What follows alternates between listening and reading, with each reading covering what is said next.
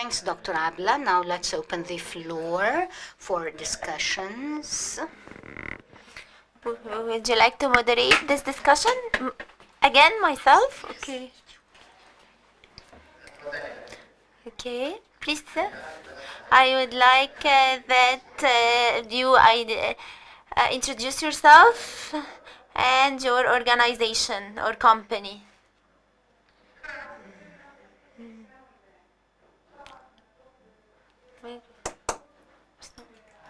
Sorry, I can't hear her. She's not using the mic.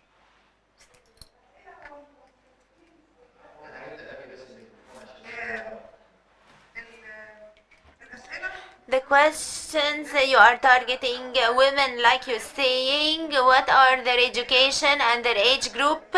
Who can read this guide?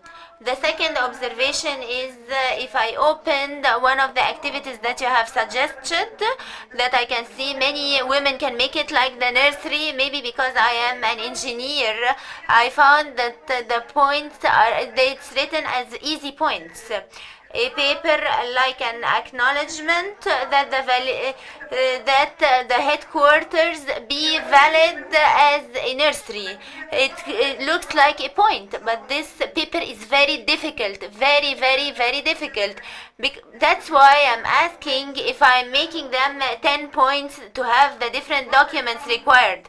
But in fact, one or two of these that may need a lot of time, what will be the effect or impact of this? The third question, the woman who has the idea of a project, why can't she do it in informal sector, and so she will save herself all this effort and all these steps, and also save herself from the taxes and anything else.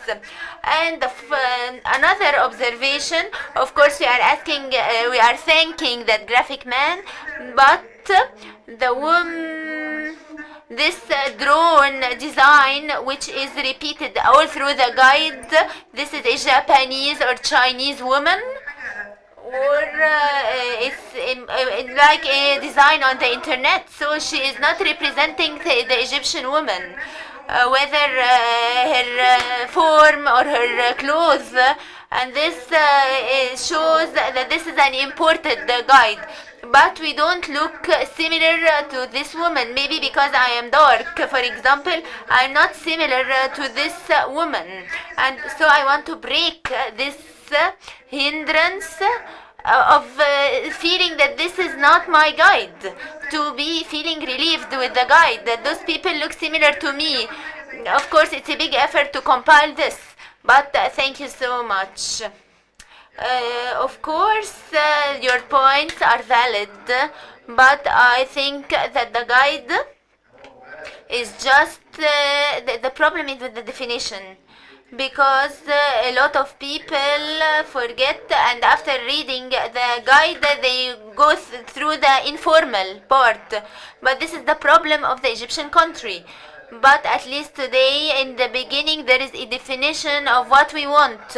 Whether she will resort to the formal or the informal sector, this is a long story. Dr. Abla, at first I would like to thank you that the problem is the shape or the form of the woman, of this woman. This is a very good thing, because this woman looks Japanese or Chinese or something. This, and just of course, if she is a real Chinese woman, this will be correct. But this is a cartoon character, so there's no problem, and anyone can remove it and put any picture.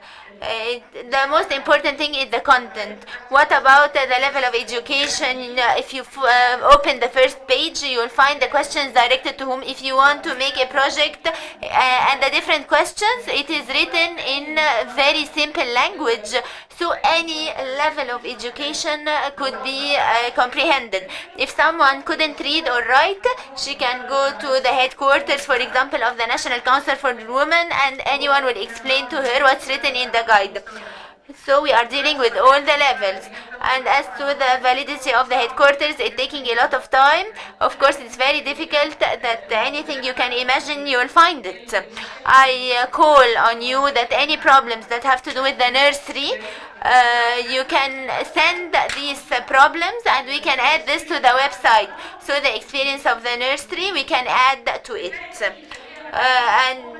Saying why doesn't she resort to the informal sector? This is the problem of the state. The problem of the state is that until now she couldn't give the motivation or incentive that will keep the people away from the informal sector. Any woman who has this option, like any man who has this option, what I do is that I'm showing her that the formal sector is not very difficult. One of the problems that have been proved is that people enter the informal sector because they couldn't deal with the formal sector. But this helps her to understand that dealing with the formal sector is not complicated, and the guide will help her. So I'm trying to help the state to make a formal sector that will encourage the people so that the people in the informal sector too will go to the formal sector. But from this view, if we thought in this way, we'll not make a guide. This guide is making for the people who will benefit from it. And if only one woman or one man benefited from it, it will be very good achievements. I think that our inspirations are more than one man and one woman, but I'm saying that this is working rockets. So to have an initial point to have this guide will be tested. There will be comments in the practice. And I think today that all the interventions will be tools for developing this guide. It is a dynamic, but this is a platform to work from. So what you said is very beneficial, and we can work on it for what's coming as updates. Dr. Mona, please take the floor. I'm very happy with the big effort, and I hope that we talk on two things that are concerning me on the ground, because I have been working in ENA for 7 years. The choice of the legal form and linking it to access to finance and all the problems of access to finance. And I think that if we could expand on this, for example, I found, because I am looking for a legal form so that the woman can benefit, whom I have trained for a long time, 3 to 7 years while I was training her. She wants to start to be independent. And I discovered that the legal form in my conception, and after I researched, is an assembly for production, which is now a legal status that is under the Ministry of Social Solidarity. Before, it was not reporting to the Ministry of Social Solidarity. And I think that understanding that she will be a woman in debt in prison because the ministry is here and will support her. If we linked between the legal status and the liability of the group and saying that this is a production assembly or association, this gives a feeling that I will not enter alone by myself to make a group from the beginning, and this will lessen the risk taking, and with the loans, the same bank or the credit authority will be more assured that if someone could not pay for the debt, the group will support each other. Thank you so much. The details of the access to finance and the legal forms are they are so often frequent, but because of time, we just put the headlines, and even linking between them is also available. What are the risks and all these information, and this productive assembly, that is definitely one of the points we are going to pay attention to. Anyone who's got any addition, please send it to us, because this is very dynamic. We are going to improve and enhance all the time, so any input is welcome. As to the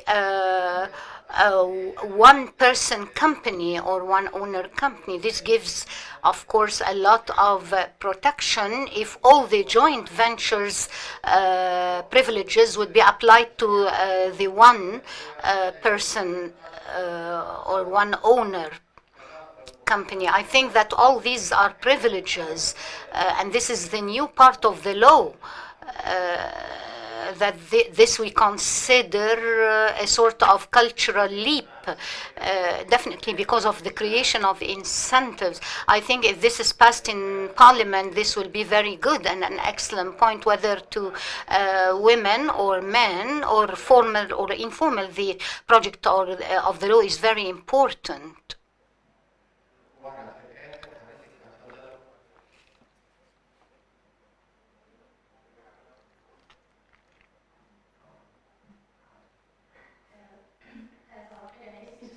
I'm Suhair Murad from the GIZ. I thank you, of course, about the guide. This is fantastic. But I have two suggestions. In disseminating or publishing this, we can train the civil societies to have access for women, and they use the guide and train women. And or maybe the other point is that you start like train the trainer. You bring in few women and they start making their projects. We take their feedback and we start applying this to the guide. In GIZ we have the same idea concerning entrepreneurship. So I think it's very it stands to reason, and it's a good suggestion to include these two suggestions. We will add the civil societies. This is very good. And the websites, yes, these success stories can be put forward. And so anyone would have all the freedom to expand on this guide. And that's what's dynamic about it. That's what we mean about it's a process.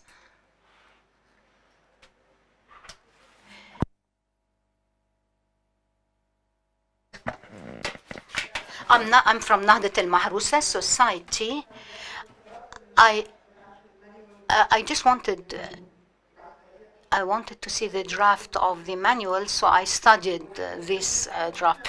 As a society, we work as incubator for social entrepreneurs. We work with women and enterprises, but from a communal benefit point of view. We try our best to work with lots of materials, international materials. We've got a lot of manuals. But what is really striking about this point here is that the guide is local.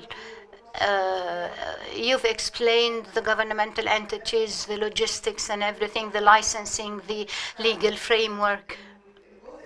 So this part is excellent. The list at the end, which has to do with who will help you or who will help women, I think that all the attendees here can add a lot of their input. So my suggestion is that the website of the ECES, if we can use this as a communal networking, so that we can put our input and others can put their input. So from the ECES would review all these inputs and take a decision, because a lot of attempts have been done before concerning all the entities of service providers. Frequent trials for doing this service providers. But the problem is that that was very static, meaning that every 3 months things used to change without changing the map. So through the ECES we were able to make it dynamic and interactive, so that we avoid putting a burden on the center itself, That's what I think. This is a suggestion, is that the ECES would just, review the whole thing without getting into all the details. I think that's very important.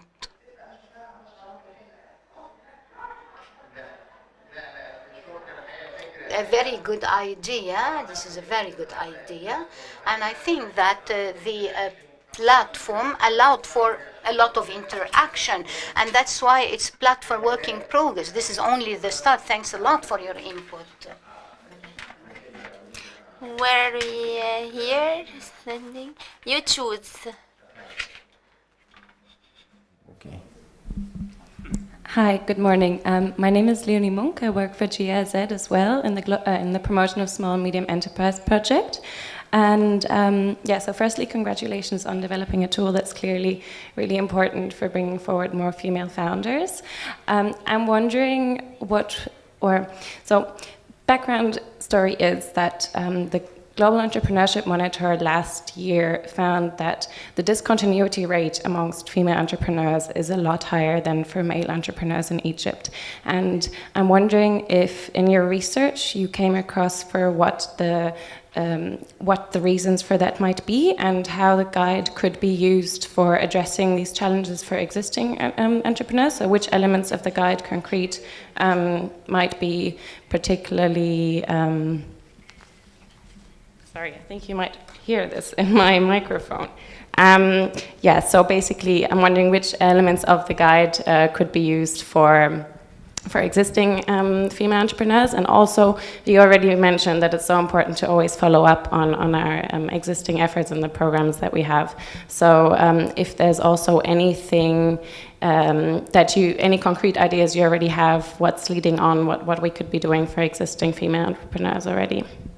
Thank you. It's your call, Dr. Abla. When we did the study on the 14 governorates, one of the observations was actually discontinuation in many of the projects started by women. But the interesting part is that the discontinuation takes place before the project starts. It's always at the beginning, the search for the finance, the search for someone to okay the idea, etc., etc. All right, it's always observed here. They had there were cases of finance problems, because the women, especially in Upper Egypt and in the poor areas, are often relying on their inheritance money, which more often than not they don't get, especially when you're talking about Upper Egypt. And then finally you have the cultural issue, as a matter of fact, when women exceed and do very well, and then they start to become serious competitors to the men, it starts to become a problem. These were, few of the observations that we have seen, and we can actually give you more because we do have the results of the study. You're welcome to come and visit the center, and we would give you more of the observations that we have seen. Please, the one at the back of the hall. Good afternoon. At first, I'm Mayeda Mohammed Fikri. I am a business woman. I'm from Suez. I want to tell you that in Suez, this is a small governorate, but we are many women who are making these projects in their homes, and they market their products through the social media. This is something very well spread now. Like coiffure, like sweets, for example, anything you can imagine is being marketed through the social media, and they earn a lot of money to the extent that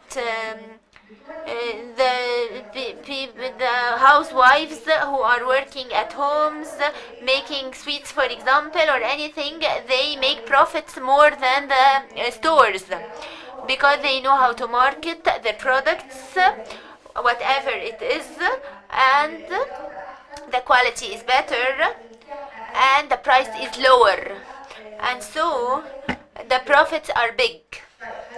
So now this guide is excellent, and we said that we will work according to it in a legal way, and anyone like it's already working or operating. This is a good guide. Why don't you make a group of who can go to these governorates to make symposiums, cultural or educational symposiums for the women, so that take care that reading, not all the women will have the tolerance to read this. But this educational symposiums, this will be more useful, so that they can discuss and ask questions and get answers, like discussion panels or discussion meetings. I think that this is for marketing this topic and to disseminate this topic, because it's something very good. So hope that these symposiums will take place in the governorates, not only in Cairo. The other thing is that now I am doing something at home and I am making a lot of profit from it. Now, if I want to make something that is legal through this guide, for example, I hope that there will be something in the governorates, so that I will not have to go to Cairo to make the procedures, so that I can open this project. This will be a big commuting from the governorate to Cairo. Thank you. As to the 3 points that you said, as to that the women are using the social media for marketing, if you remember in the presentation, we said one of the factors that were very clear is providing technology allow women to work. This is number one.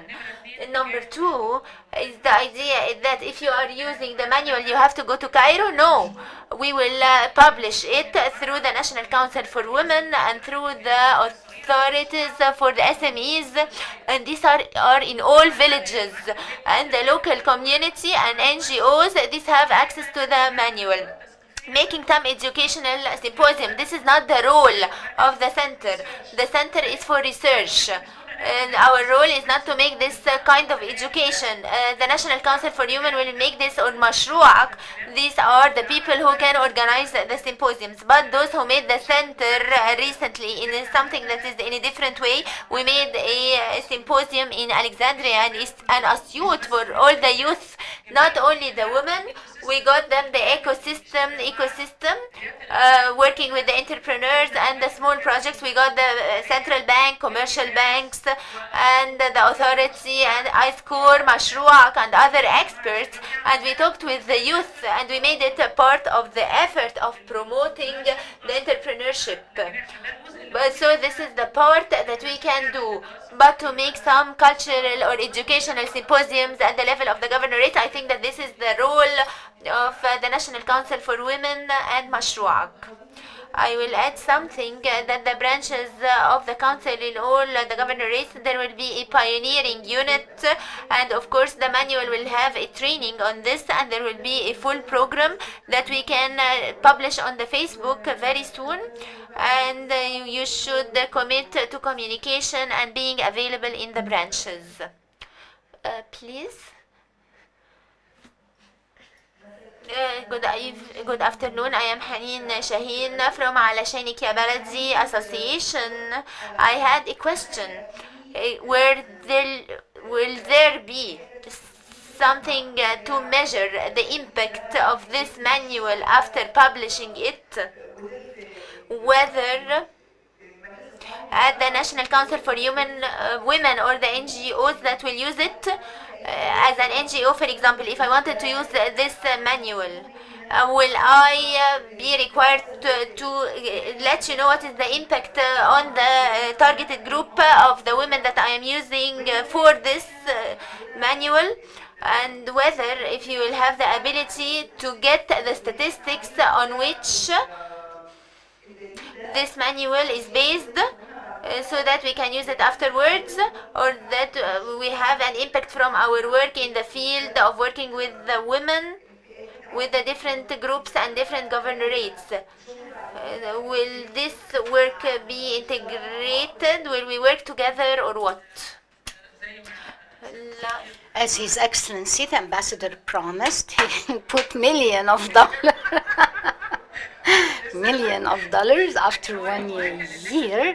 But what we are sure of is that as soon as the guide will be used, anyone who will ask about it, the information, his information will be taken and documented, so that after a while we can follow up with the person who took the guide. What did he do with it? Of course, work will not be with the ECS.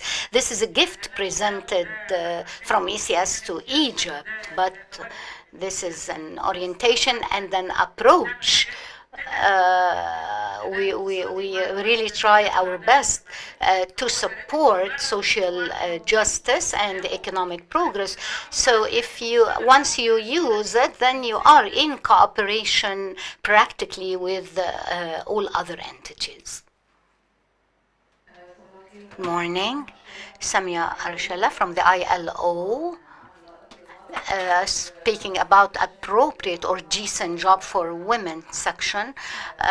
Just an information, in 2011, we had launched the assessment of women entrepreneurship in Egypt, and this is a tool that is used across the globe to measure the gap between Egyptian women and Egyptian men entrepreneurship. The assessment take place based on certain conditions, one of which is the accessibility of information. This guide comes, I would love to say, like a response to the effects or the results of the assessment.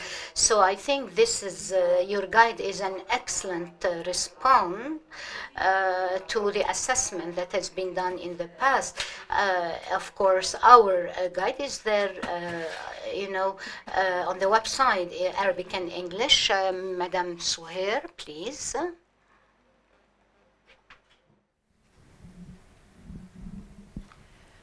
My name is Suhair Kansou, and I'm a former UNDP official and former advisor to the National Council for Women.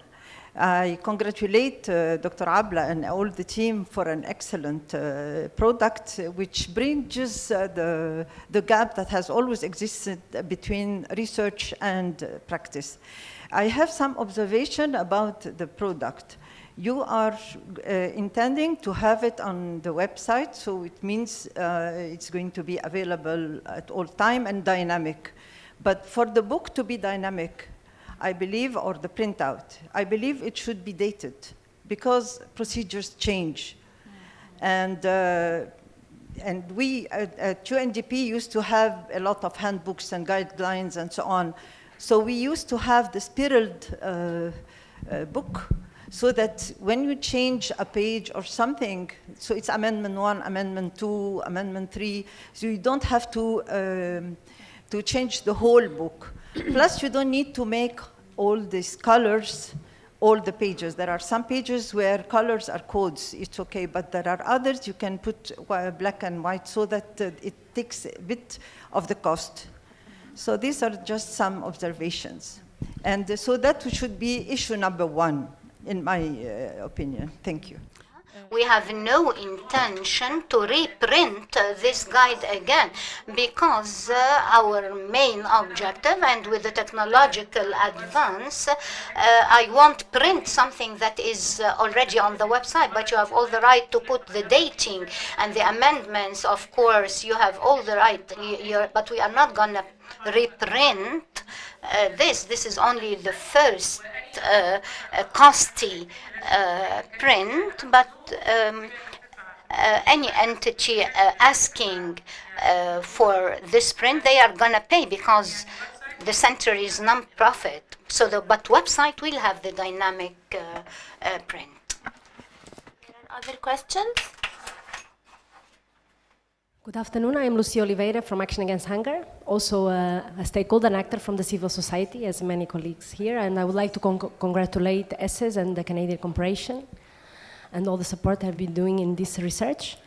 And after listening to all of your questions and comments, I would like also to comment and to ask you, during your research, and as you have already mentioned, as humans we all compete and cooperate. And during your research, how do you came across on the recommendations of women and men engaged in the process on how to cooperate more together and support the women and the girls to be really on the path towards the economic empowerment? Thank you very much. Your question is a very interesting one, okay? And I will tell you one of the results that we have seen clearly, okay? Especially when we're looking at the governorates in Upper Egypt. The success stories for women were related to unmarried women, okay? The married ones did not go very far. What are you suggesting? I'm serious.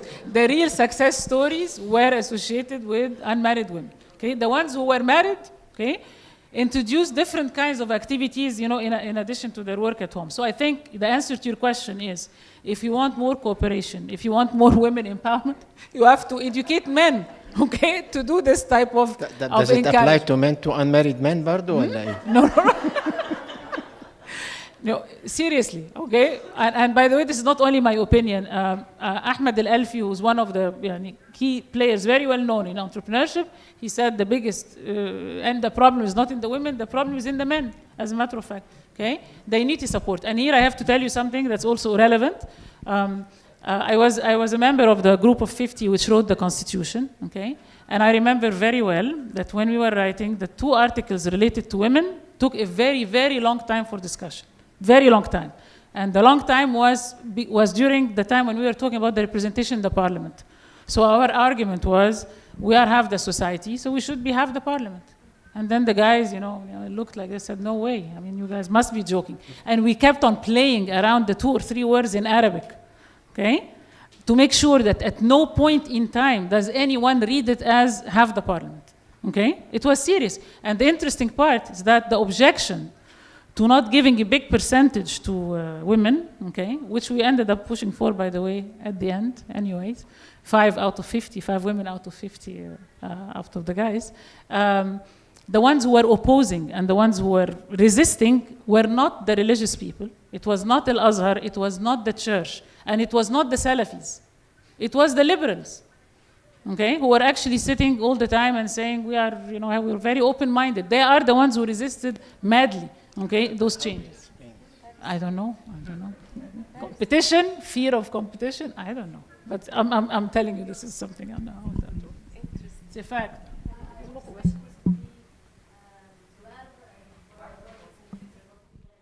What? Thank you very much for your answer. It was very interesting, as you said, and to help us in our future projects and the current and future. Yes, for us to learn and to be better to implement our projects with men and women. Shukran. Thank you all. I think we're going to have to call it off right now. It's time out. We have a coffee break. I mean, the discussion is very rich and it's going to go forever. Thanks again, Dr. Abla. Thank you, ECES. And thank you, Your Excellency, for your support. And thank you, Tariq, for coming. He left an important event, very relevant to his direct work, just to come very important event. I have to thank you for this. Thank you. Yeah.